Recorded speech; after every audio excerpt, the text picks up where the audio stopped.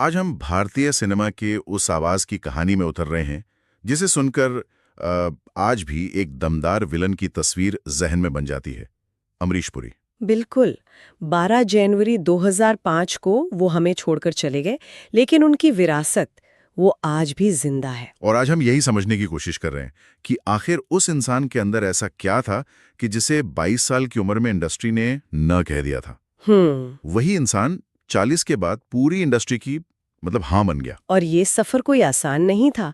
फिल्मी परिवार से थे, पर पहले स्क्रीन टेस्ट में ही नाकामी। हाँ, और फिर उन्होंने एक सरकारी नौकरी पकड़ ली थी, है ना? हाँ, एम्प्लॉई स्टेट इंश्योरेंस कॉर्पोरेशन में। लेकिन थिएटर से अपना रिश्ता उन्होंने बनाए रखा।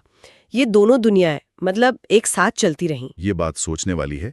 एक तरफ सरकारी दफ्तर की वो फाइलें और दूसरी तरफ मंच पर किरदार जीना। तो क्या ये थिएटर सिर्फ एक शौक था या यही उनकी असली तैयारी थी? ये शौक नहीं था, ये तो एक तपस्या थी।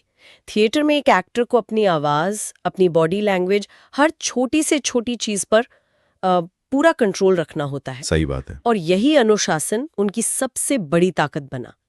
इसी काम के लिए उन्हें भारत का सबसे बड़ा सम्मान संगीत नाटक अकादमी अवार्ड भी मिला था। तो इसका मतलब ये हुआ कि जब वो 40 की उम्र में सिनेमा के पर्दे पर उतरे तो वो सिर्फ एक नए एक्टर नहीं थे। नहीं, बिल्कुल नहीं।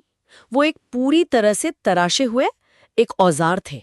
तराशा हुआ औजार, हाँ, ये सही शब्द है। और यही कंट्रोल जब सिनेमा के पर्दे पर उतरा तो दर्शक उसे सिर्फ एक्टिंग नहीं बल्कि एक पावर हाउस परफॉर्मेंस की तरह देख रहे थे। 80 और 90 के दशक में तो हर डायरेक्टर को पता था कि किरदार में वजन चाहिए तो आवाज अमरीश पुरी की ही होगी। एग्जैक्टली। और फिर 1987 में वो किरदार आया जिसने सब कुछ बदल दिया। मिस्टर इंडिया का मोगैम्बो। हाँ, मोगैम्बो। सुना है कि वो इस किरदार के लिए इतने जुनूनी थे कि उन्होंने उसका लुक उसका स्केच खुद बनवाया था। अच्छा जी। और ये सिर्फ लुक की बात नहीं थी। उस दौर में विलन या तो कोई डाकू होता था या स्मगलर। हाँ, बिल्कुल। अमरीश पुरी ने मोगैम्बो के जरिए एक अंतर्राष्ट्रीय, एक लार्जर देन लाइफ विलन बनाया जो जेम्स बॉन्ड फिल्मों के विलन जैसा था। और डायलॉग, मोगैम्बो खुश हुआ, वो तो इतिहास बन गया। और शायद इसी किरदार ने उन्हें इंडस्ट्री का सबसे महंगा विलन भी बना दिया था। बिल्कुल। लेकिन शोहरत की इस बुलंदी पर भी उनका अनुशासन कम नहीं हुआ। वो अपने स्टंट्स को लेकर बहुत गंभीर थे। और शायद यही जुनून दुर्भाग्य से एक दर्दनाक हादसे की वजह भी बना। हाँ, 2003 में जाल द ट्रैप की शूटिंग के दौरान एक बाइक स्टंट में वो बुरी तरह घायल हो गए। चेहरे पर गंभीर चोटें आईं और बहुत खून बहा। ओह।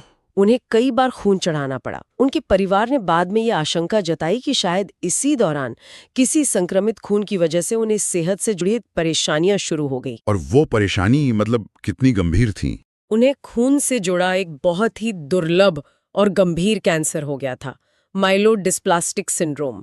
ये एक ऐसी बीमारी है जो धीरे धीरे शरीर को अंदर से खोखला कर देती है। लेकिन उन्होंने तो काम करना नहीं छोड़ा।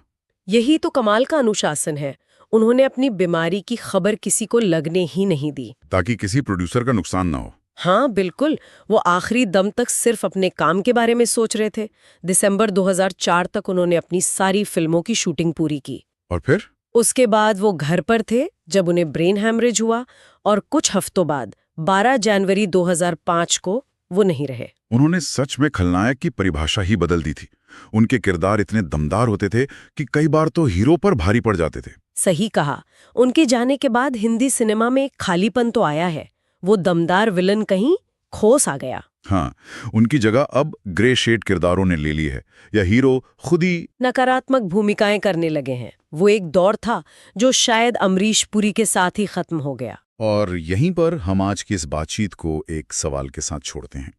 क्या आज के सिनेमा में अमरीश पुरी जैसे एक शक्तिशाली खलनायक की कोई जगह है, या फिर नायक केंद्रित कहानियों ने उस दमदार